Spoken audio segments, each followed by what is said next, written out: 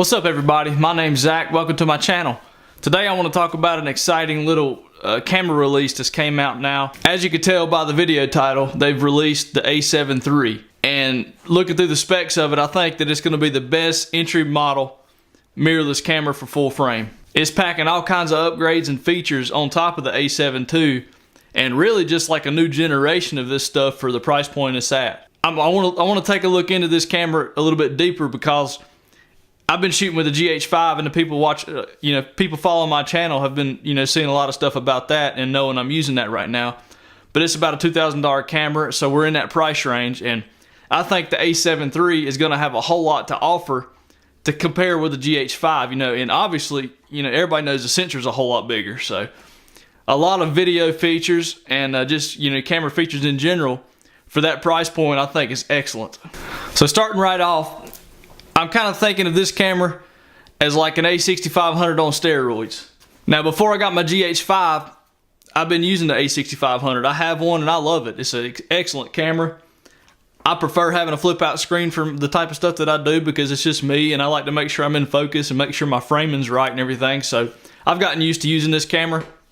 But if I'm shooting B-roll or doing like a tech video or like filming some stuff in the office where I'm behind the camera, this is what I use.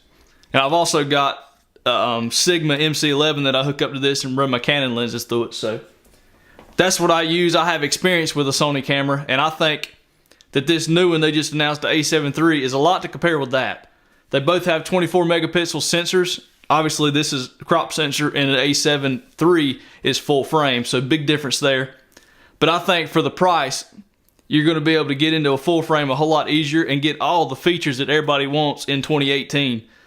That being, it's got 4K video recording. A7 II did not have that. I think it's 4K at 30 frames per second, so not 60, but that's fine. You don't really need that. That's just for people who want to slow, get a little bit of slow motion in 4K, because 30 frames per second is the most common recording rate that people use. The GH5 can do 60 frames per second, but I haven't even used it yet. I do my videos in 1080p, so that's not really an issue for me. A professional, it might be. But in 1080p, you get all the way up to 120 frames per second. So that's what I care about. I love being able to slow footage down and making it look really nice and smooth. I like to do it on the GH5 and the A6500. That's why I considered both of these whenever I bought them. So that is awesome that we're getting that in the A7 III. Now the autofocus on it is also amazing. It's a 693 point autofocus system that can shoot up to 10 continuous frames per second, so that is pretty cool. If I'm not mistaken, that's either identical to the A6500 or it's a little bit better as far as autofocusing than the A6500. The autofocus points fill up 93% of the sensor, so that's a really good amount of just area that you can autofocus on, and it's able to track you. Like me in the frame, if I'm over here, it's still going to pick me up because this little bit on each side of the frame is more than 90%, 93%. So it's going to be cool to have something that could track you that well and has that many capable spots to find you. It's got a 2.36 million dot viewfinder on it, so not as big as the Panasonic. I think the viewfinder on here is one of the best. It's over 3 million dots. I could be wrong. Put a link down in the comments if I am wrong. I'd like to know that just for future reference. Still, that's a plenty. A little letdown on the back of the camera. Sony still hasn't put a flip out screen on it. That would have made it the ultimate camera. I mean, or one of the best so far from Sony if they had that. I really wish they would do that because they would gain so much business from people. Sony makes excellent cameras and they're feature packed, and that's what people want now. People don't want something that's average. They want the best of the best. So if they put a flip out screen, it's going to be hard to top that because they got, everything about their cameras works good except battery life, but we'll get to that in a minute. It's got IBIS, in-body image stabilization. Sony calls it steady shot. So they have sensor shift inside the camera on board. That way you can put on a manual lens that's not stabilized and your camera will stabilize it for you. So that's an extra awesome feature packed in that thing, just like the A6500.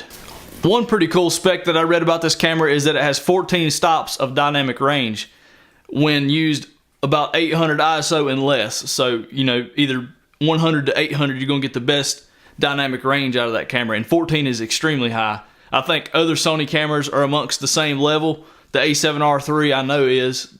the A7R2 I believe is. And I think just the more photo cameras that that Sony comes out with has high dynamic range. I'm not sure about the A7S2. I don't know that much about that camera. I wish I did. I'd love to have one. But that's really good for just getting your colors in there and getting your different depths of different shadows and stuff. Like my shirt right here could be, you know, look a whole lot better when you get to different grayness and darkness in it. So that is cool to consider whenever you're thinking about these cameras. Now moving on just to the body of the camera, it's got some really cool things that I seem to love after using the GH5 and some of these you know, higher end cameras, picking them up and just messing with them. On the back of it, it's got a dedicated video button, and it's bigger than that right there. I cannot stand that on this camera. I've actually changed my video button down to the trash can, so I hit custom 3 to start my video. I don't know why they like to do that right there. I assume that they're steering away from that by the A7R3 has one, and now the A7iii. I think the A9 might have a dedicated video button as well, but I think that should be on every camera, because every camera has to have a video button somewhere. Might as well make it one that you can actually get your finger on. That's just really tough for me to hit that and get it every time. So the new one they got right around here in the middle of the back of the camera, and I think that's fabulous. I think they should have already done that by now. But that is cool. They've also added a joystick onto the back of the camera. And me getting used to this GH5, I love the joystick. It's so much easier to go where you want to go and quicker versus having to go left, right on the D-pad or scrolling.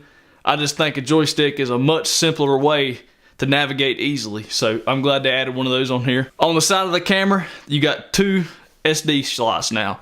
So just like the A7R3 and maybe the A9, you've got 2 slots for cards. That is also a cool feature. I believe as far as button layout on the camera, it's just like the A7S2 and the A7R2 and 3 and the A9, everything's about the same. You've got your 2 wheels, front and back has a wheel. You've got an exposure compensation wheel up on the top corner. And then you've got 4 custom buttons on top of that. And having that 4th one is a lot better, in my opinion, than my A6500 only having 3.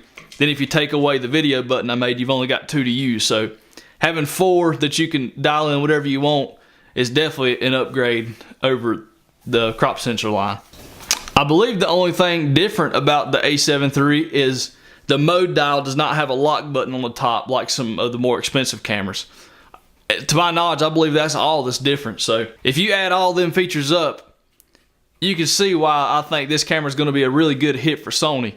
It's got all the features you would really need and want nowadays, and at a lower price than their other, you know, higher end ones. I know with this camera being a 24 megapixel, it's not nothing compared to the A7R3, which is like a 42 or 46. I mean, it's way on up there. So that's kind of at a different class as itself.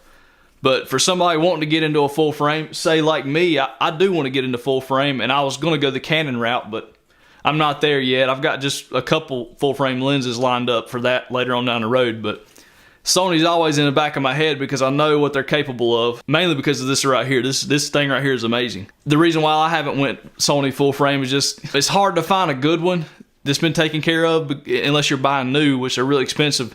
And then you got expensive lenses on top of that. I've got a 2.8 16-35 for Canon.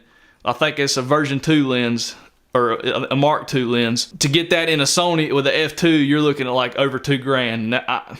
I'm never gonna own that, I don't think. So Canon is a little bit cheaper to go with as far as full frame options. But looking into this A7iii, it's really getting my eye because it's got all the features that I like. Pretty much the reason I bought this camera and the GH5, you know, along my journey, because they have the features that I wanted. And I think at the price point Sony's offering the A7iii, it's got a whole lot packed in there for people.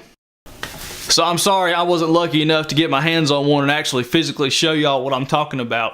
That would be great. Maybe one day I'll work myself into a position where I can do that. But if you're still here, thanks for watching the video and following along. Hopefully I'll get my hands on one of these days where I can actually show you in person. So if you like the video, thumbs it up for me. Leave a comment down below if you have any questions, or you want to have any comments or anything. Let me know. I'll talk back. Keep your eyes out for the new cameras coming up also. I think there's a couple more being announced. So I'll catch y'all in maybe a video for that. Subscribe if you haven't already. I'd love to have you here following along. And I'll see y'all in the next video. See y'all.